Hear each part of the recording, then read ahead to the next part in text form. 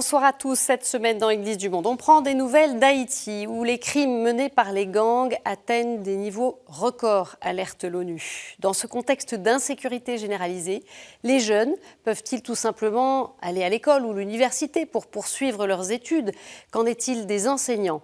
Comment l'Église poursuit-elle sa mission d'éducation malgré le chaos sécuritaire, politique et économique? On va en parler dans un instant avec notre invité, le père haïtien Marc-Henri Siméon, directeur académique et scientifique de l'UDERS, unité départementale d'enseignement de recherche et de services de Port-au-Prince, au sein de l'université Notre-Dame d'Haïti. Mais avant cela, quelques éléments à retenir. Haïti est situé sur le continent américain, dans les Grandes Antilles. Il est frontalier avec la République dominicaine. Sa capitale est Port-au-Prince. Sa population est d'environ 11 millions d'habitants. C'est le pays le plus pauvre du continent. Côté religion, les catholiques sont autour de 55%, les protestants 28,5%, les vaudous 2,1%, autres religions 4,4%, agnostiques et athées représentent autour de 10%. Tout de suite, je retrouve mon invité.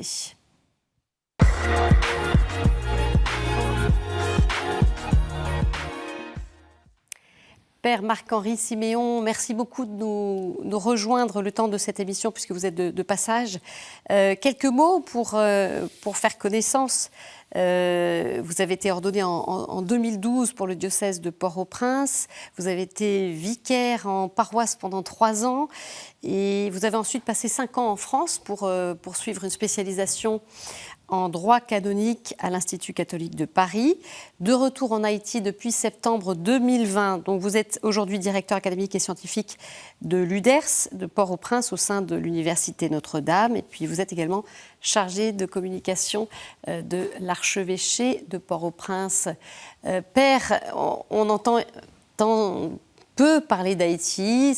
Ces jours-ci, on en a à nouveau entendu parler avec des prises de parole aux Nations Unies.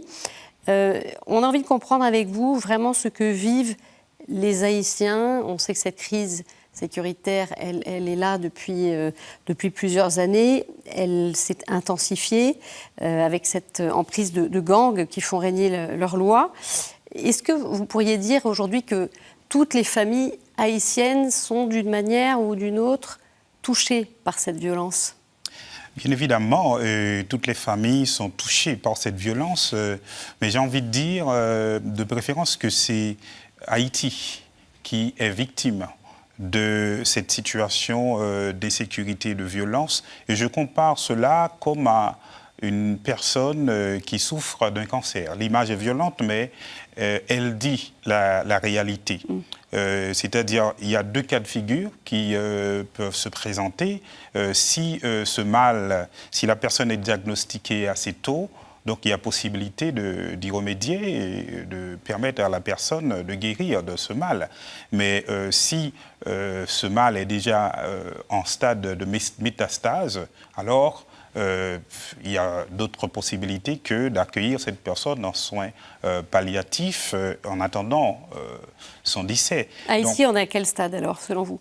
Pour moi, Haïti est dans une situation où son mal peut être guéri, mais il faut, comme s'il s'agissait d'un patient, que ce patient assume la situation, soit conscient qu'il a besoin d'être guéri. Or, dans la situation d'Haïti, une situation marquée par des crises récurrentes depuis plus de 200 ans que ce pays a acquis son indépendance. Donc, nous avons des acteurs, les principaux protagonistes de ces crises récurrentes sont souvent aveuglés par la quête mesquine de leurs intérêts personnels. C'est ce qui explique cette violence extrême. Elle prend sa source dans un état chaotique, c'est ça que vous dites ? Dans un état chaotique, mais ce chaos est provoqué. Ce n'est pas comme s'il s'agissait d'une catastrophe naturelle, de quelque chose qu'on ne peut pas éviter, sinon éviter les dégâts. Comme lorsqu'il y a un séisme, il s'agit d'un chaos provoqué par des choix que nous avons faits, par aussi notre manière d'entretenir nos relations avec certains amis étrangers. Parce qu'en fait, je le dis, puisque tout le temps, j'entends culpabiliser l'étranger comme s'il était l'unique responsable de notre situation, alors que l'étranger ne pourrait participer à ce carreau si il n'y avait pas d'abord une implication de notre part. Donc, pour résoudre aussi la situation, le problème, il faudra que les premiers acteurs engagés dans la quête de solutions soient des acteurs haïtiens. Des Haïtiens. Dites-nous justement, quel est le quotidien des Haïtiens dans ce contexte d'insécurité en particulier? Alors, le quotidien des Haïtiens, je dirais qu'en Haïti, aujourd'hui et depuis quelques années déjà, il s'agit de journées de peur et d'inquiétude, de journées de stress alimentées par des images de terreur provoquées orchestrées par des gangs armés.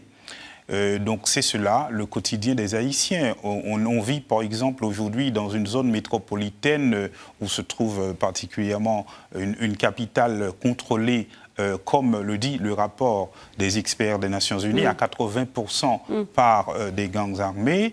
Et on arrive à sortir de Port-au-Prince que, je dirais, dans tout terrifié. On ne peut pas, par exemple, sortir toutes les sorties de Port-au-Prince vers les villes de province, vers les autres départements sont contrôlées par des gangs. On sent bien que cette situation est bien orchestrée par une main savante. On ne peut pas dire aujourd'hui que les seuls ou même les premiers acteurs responsables de cette situation sont les jeunes qui ont été armés et instrumentalisé au service de cette machine infernale. Donc il y a bien évidemment, et tout le monde en est conscient, des mains savantes. Il y a cette peur quotidienne, c'est-à-dire c'est compliqué de se déplacer. Comment font les Haïtiens pour aller travailler? Alors, on sort parce qu'on est obligé de sortir.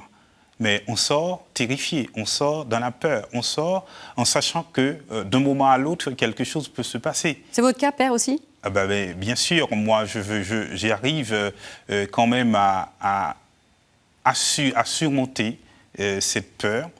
Par quoi? Par cette ressource de la vertu théologale de la foi qui m'habite.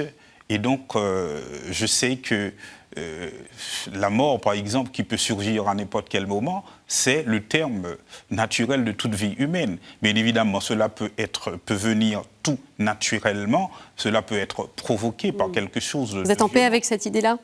Je ne suis pas en paix par rapport à la situation qui m'entoure, mais je suis en paix par rapport à ma situation personnelle quant à l'espérance qui m'habite. Donc, mais au fond, je suis perturbé par toute cette situation en me disant, par-delà tout ce que je fais, par-delà tout ce que nous, acteurs de l'Église et d'autres acteurs de la société bien conscients de la situation, par-delà tout ce que nous faisons habituellement, qu'est-ce que nous pouvons encore faire pour aider le pays à sortir de cette situation? Et je crois que c'est une préoccupation qui habite non seulement moi-même en tant que personne, mais c'est une préoccupation qui habite particulièrement l'Église en tant qu'institution et les différentes prises de parole de la conférence des évêques à travers les messages récurrents qu'ils publient font état de cette préoccupation qui les habite.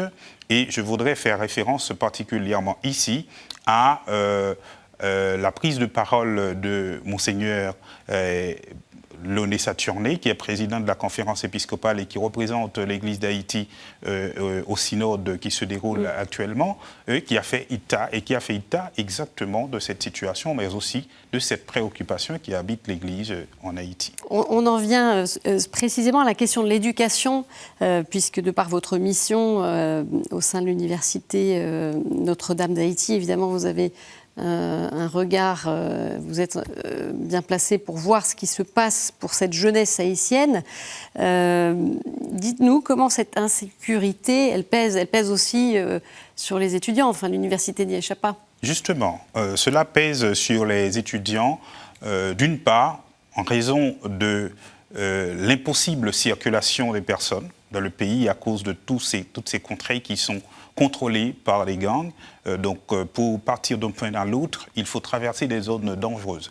Et cela rend parfois même impossible l'accès à nos campus pour que les étudiants puissent venir et participer aux cours. Ensuite, et cette insécurité, cette violence qui crée une situation chaotique dans le pays a aussi un impact sur l'économie du pays, et particulièrement ceux qui sont hâtés par les conséquences de cette crise économique, c'est les familles. Donc, du point de vue financier, les familles n'arrivent pas toujours à tenir le bout du tunnel, à tenir jusqu'au bout du tunnel la scolarisation de leurs enfants. Ce qui fait que, au final, la solution qui est priorisée, c'est l'émigration. Donc, beaucoup de jeunes se voient obligés d'émigrer au Brésil, au Chili, au Mexique, avec pour destination finale, bien évidemment, souvent les États-Unis d'Amérique. Et puis, en dernier ressort, avec ce programme qui s'est étendu à Haïti, avec Joe Biden, donc beaucoup d'Haïtiens de sont jeunes. partis. On parle de chiffres qui avoisinent les 93 à 94 000 Haïtiens qui ont été approuvés dans ce programme, et environ 80 000 d'entre eux ont déjà laissé le pays. Évidemment, avec les conséquences que ça peut avoir. Alors, on l'entend, il y a la crise sécuritaire, mais aussi la crise politique et économique qui pèse sur le système éducatif. Quels défis concrets et qu'apporte l'enseignement catholique? On écoute l'analyse de Monseigneur Pierre-André Dumas, qui est président de la commission épiscopale pour l'éducation catholique, analyse recueillie par Jean-Baptiste Connolly. On a constaté que l'État a un peu abandonné le système éducatif. Et donc, le grand défi, c'est de redonner une sorte de conscience nationale aux responsables, aux dirigeants de l'État de pouvoir vivre de la co-responsabilité avec le secteur privé et aussi au niveau des écoles privées. Il y a un grand déficit des enseignants. Il n'y a pas suffisamment d'enseignants, mais en même temps, ils sont mal payés. Et leurs droits, souvent, ne sont pas respectés. Et quelque part, ils sont mis de côté. Et pour avoir une éducation de qualité, on a besoin des enseignements bien formés, des enseignements eux-mêmes aussi conscients de leur responsabilité, de leur appel, de leur vocation, et qu'ils vivent cela comme un sacerdoce. Au niveau des infrastructures sanitaires, souvent, à ce niveau-là, il y a beaucoup de questions et il y a beaucoup de négligence. Et on sent que aussi la plupart des écoles n'ont pas de lieu de loisirs. Et les enfants, ils ne vont pas seulement pour apprendre des notions, ils sont venus pour humaniser, entre guillemets, leur humanité. Comme Haïti est un pays actuellement un peu bloqué, comme Haïti est un pays qui vit beaucoup de drames, comme Haïti est un pays où il y a beaucoup de problèmes de la santé mentale au niveau des impacts psychosomatiques, l'enfant doit comprendre qu'en dépit de tout cela, eh bien, il doit chercher à vivre sa vocation et à comprendre ce à quoi il est appelé. Donc, l'éducation catholique, là, essaie de créer des conditions pour améliorer la qualité de l'éducation et à forger l'être humain laïcien de demain là, qui commence déjà dès aujourd'hui. Puis on est toujours sur KTO avec le père Marc-Henri Siméon pour nous parler d'Haïti. Père, l'enseignement catholique, justement, c'est quoi sa spécificité? Voilà, qu'est-ce que vous apportez, vous, de particulier? Alors, si je pars de mon contexte, c'est-à-dire le contexte de l'université catholique, je rappelle que l'université catholique a été voulue dans la charte de l'Église d'Haïti de 1983, une charte qui vient en réponse, comme un engagement solennel de la conférence, en réponse à une invitation du pape Jean-Paul II, et qui visitait Haïti à ce moment-là, qui invitait l'Église à adjoindre à sa mission prophétique un engagement concret pour l'homme, en quelque sorte, dans ce pays. Et l'Église a trouvé que travailler pour la dignité, pour la promotion de la dignité humaine, passe nécessairement par l'éducation. Donc l'Université Notre-Dame s'inscrit dans un vaste engagement solennel de l'Église, de la conférence, en vue de doter l'homme haïtien de moyens nécessaires pour assumer sa responsabilité en tant que chrétien et en tant que citoyen. Donc la particularité de l'éducation catholique, c'est de voir l'homme dans son intégralité. C'est cette anthropologie holistique qui ne considère pas qu'il faut séparer la dimension spirituelle de la dimension intellectuelle, la dimension intellectuelle de la dimension humaine ou morale. Donc le tout devient un élément important dans l'enseignement et l'éducation catholique. Alors en tout cas, ce qu'on comprend, c'est que c'est compliqué. Vous le disiez, certains jours, les jeunes ne peuvent pas se rendre à l'université pour ces raisons sécuritaires. Qu'est-ce qui se passe dans ces cas-là ? Il y a de l'enseignement à distance ? Justement, cette question est intéressante dans la mesure où l'éducation, ou bien l'enseignement, l'instruction, c'est à la fois enseignement et apprentissage. Donc du coup, du point de vue des conditions d'apprentissage, c'est déjà compliqué parce que les jeunes sont marqués psychologiquement par un ensemble de situations. Il y a des familles qui sont obligées de se déplacer d'un endroit à l'autre pour des raisons de survie par rapport à la violence. Et puis, du point de vue de l'enseignement, il faut se poser aussi la question des conditions dans lesquelles les enseignants transmettent ces contenus de savoir que l'université est appelée à transmettre. Donc, nous avons, par exemple, au niveau de l'Université Notre-Dame, une plateforme numérique qui permet d'assurer l'enseignement à distance, mais à quel prix? Puisque nous savons très bien, nous autres qui sommes des acteurs sur place, que l'Internet est un luxe et déjà l'Internet à haut débit est un leurre. Donc toutes les familles n'ont pas forcément l'équipement. Nous trouvons d'autres moyens d'essayer de contourner le problème, par exemple en créant des salles équipées pour que les jeunes qui puissent arriver au moins sur le campus puissent accéder aux cours à partir de ces salles équipées. Mais là encore, il faut que les jeunes puissent accéder à l'espace du campus. On le comprend, c'est difficile. En tout cas, ce qu'on va aussi voir avec vous, Père, c'est l'espérance aussi qui anime de nombreux jeunes. Malgré ces défis immenses, certains jeunes poursuivent leurs études dans le pays qui les a vus naître. C'est le cas de Fejine Joseph, étudiante en sciences juridiques dans votre université, Notre-Dame d'Haïti à Port-au-Prince. On écoute son témoignage. Certaines fois, il faut aller composer, il faut aller passer un examen, on ne peut pas. Et certaines fois également, les manifestations, c'est tout près de la faculté.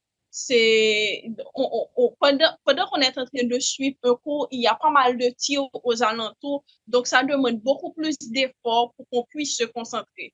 Moi-même, personnellement, je confronte ce problème de concentration. L'autre problème, c'est également cette phase d'incertitude. Donc, arrivé à un certain moment, même lorsqu'on aime son pays, même lorsqu'il y a cet attachement naturel avec le pays. Mais là, maintenant, il y a pas mal de jeunes qui ont leur licence et qui ne peuvent toujours pas travailler. Donc, pas mal de chômage. Je pense que c'est peut-être ça qui est à la base de cette fuite de cerveau en Haïti.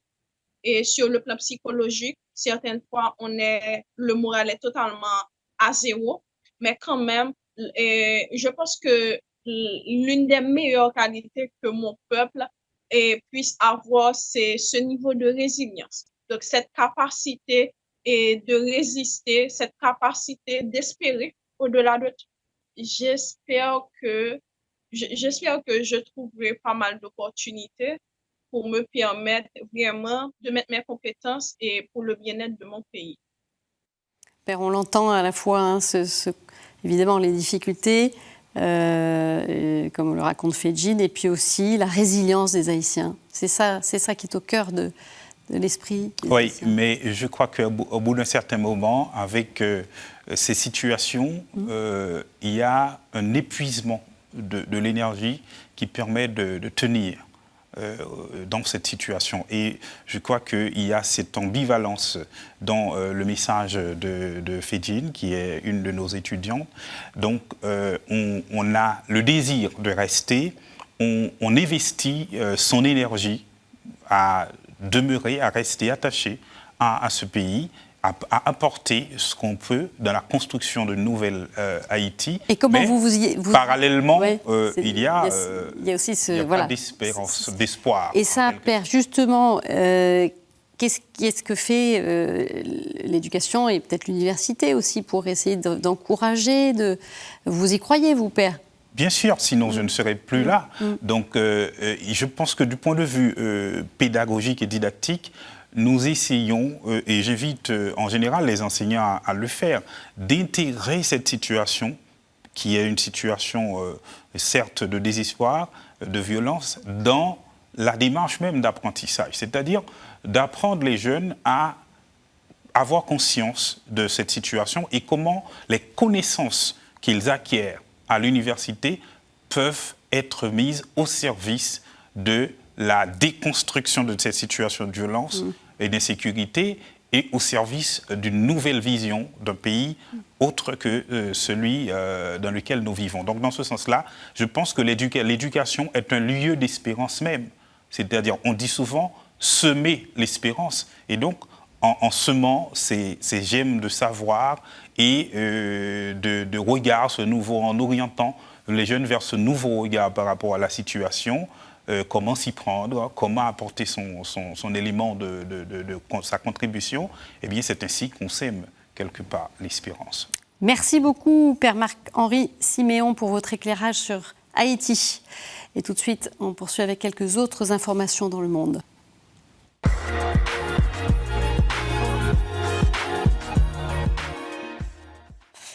Face aux nouvelles violences qui frappent la Terre Sainte depuis le 7 octobre, on prend des nouvelles des chrétiens de Gaza. Ils sont autour d'1 millier sur 2,3 millions d'habitants. La plupart a trouvé refuge dans l'église de la Sainte Famille, seule paroisse catholique de la bande de Gaza. Le curé de Gaza, le père Gabriel Romanelli, a accepté de nous donner une interview depuis Bethléem, où il se trouve bloqué depuis le 7 octobre. Son vicaire général est actuellement le seul prêtre catholique sur place. On écoute son témoignage fort. La plupart de ces chrétiens sont réfugiés dans notre église. Elle est devenue une chambre de réfugiés, vraiment. Ils habitent là-bas depuis au début de cet terrible temps. Et ils sont à peu près 700 personnes. Et avec les personnes qui sont venues, les paroissiens qui sont venus à se réfugier, on a aussi les enfants du sœur de Mère Teresa, 54 enfants et avec des besoins spéciaux et handicapés. Et on a des personnes âgées. Et depuis le bombardement de l'autre jour à notre église voisine, on a aussi des blessés dans la paroisse. C'est difficile à trouver de tout, et de l'eau, et c'est la chose la plus difficile. Et ce qui trouve un peu pour faire à manger, on le distribue, on l'aide même, comme on dit, aux voisins. Mais la chose la plus importante qu'il répète tout le temps, c'est dire prier et demander des prières pour les cesse des hostilités, qu'ils arrêtent les bombardements. C'est pas vrai qu'il n'y a pas de solution. Voilà, vous pouvez retrouver sur notre site et les réseaux sociaux la version intégrale de cet entretien avec le père Romanelli. Comment l'Évangile est parvenu en Mandchourie, région d'Asie de l'Est. C'est ce que propose de découvrir les missions étrangères de Paris à travers une exposition à voir jusqu'au 18 novembre au MEP, 128 rue du Bac. En s'appuyant sur leurs archives, cette exposition présente la mission de Mandchourie établie entre 1838 et 1949. Elle s'implante sur un vaste territoire aux conditions de vie difficiles, souvent en proie aux conflits politiques et sociaux.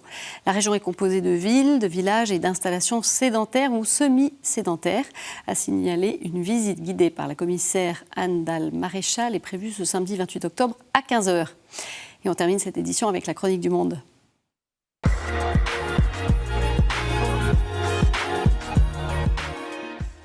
Et on retrouve le père Tantelli Odilon Andriama Mongénirina, secrétaire à l'archevêché Saint-Joseph Taomasina à Madagascar.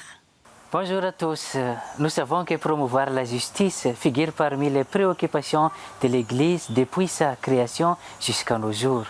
C'est dans cette optique que l'archidiocèse de Thomas a mis en place le projet Tultanan, qu'on peut traduire par main tendue et qui se focalise sur l'amélioration de l'accès à la justice pour la population, en particulier les vulnérables. Cela se fait donc sur 3 axes. D'abord, la mise en place d'un centre d'écoute qui accueille les doléances des gens victimes de la corruption dans divers domaines et qui ne savent plus où aller pour obtenir gain de cause. Ce centre est devenu un espace d'orientation qui guide et accompagne ces pauvres gens dans leur combat en faveur de la justice.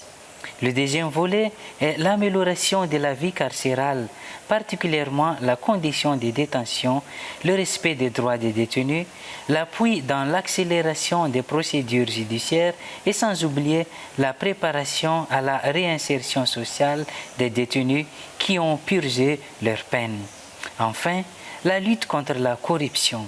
Cette dernière s'oriente surtout sur la sensibilisation des jeunes et des cadres à l'aide des conférences débats dans les milieux universitaires et professionnels et dans la réalisation des émissions médiatiques. Mis en place depuis 2021, ce projet a déjà porté ses fruits sur les 3 volets mentionnés précédemment. Merci Père. Voilà, c'est la fin de cette édition. Vous pouvez la retrouver sur notre site et nos réseaux sociaux ainsi que sur KTO Radio. Je vous souhaite une très bonne soirée. Au revoir.